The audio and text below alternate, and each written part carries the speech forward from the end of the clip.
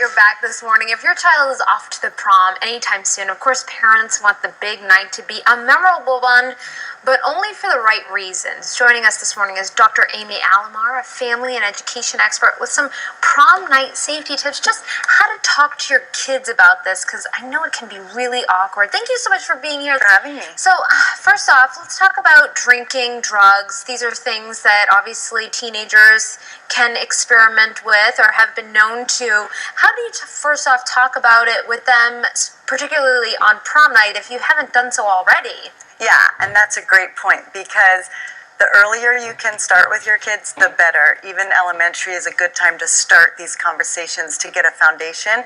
But for those parents who haven't yet, it's not too late, and you want to be really open and honest with your kids. Be real expectations and values are, and try to refrain from judging and have more of a conversation with them, because this will help them come to you to have these conversations. How do you approach it so that it doesn't sound like you're nagging? Yeah, and you might nag, and that's okay, but try to be open about it.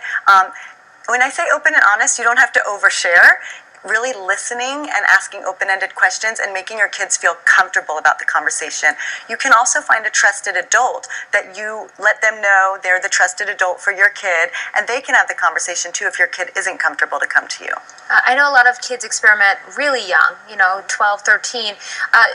You want to start the conversation then, so are these kind of reminders at this point? Yeah, and it should be an ongoing conversation. You want your kids to know, this is my expectation of you. You stakes, and that's your job as a teenager. You need to make some judgment calls. There will be good and bad judgments, and I'm here to have your back, but I'm also here to remind you how to stay, on the right track.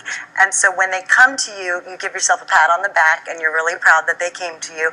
And when they don't come to you, you catch them, and you have a deeper conversation. And don't be afraid to use consequences. Just make sure they're logical and it's not all about that. How do you do it without kind of scaring them too? Or do you want to scare them? Well, there are some real scary things that can happen. Sure. And I think, talking to them about the realities and even, what do you think might happen? What could happen? And doing some role playing and really asking them, but also really rewarding them for when they do come to you to have those conversations.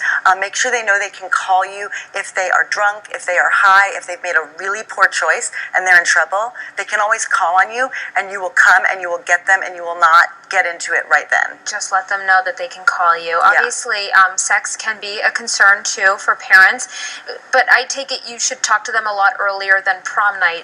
You should have that birds and bees conversation, as awkward as it is, I'm sure, for parents. It is so awkward, and ideally you are having it from very early on, and you say, this is really hard. This is not comfortable for me or for you, but we're going to have this conversation, and you can come to me, and these other people that we've identified that you can go to. Your pediatrician is a great resource. Your friends of the family, aunts, uncles, so that they know they can have it. And you talk about your expectations and your hopes for them, more about judging what they're actually doing. I like that. Punt it to aunt and uncle and the doctor. Thank you so much, Dr. Amy Alamar. My pleasure. Always good information.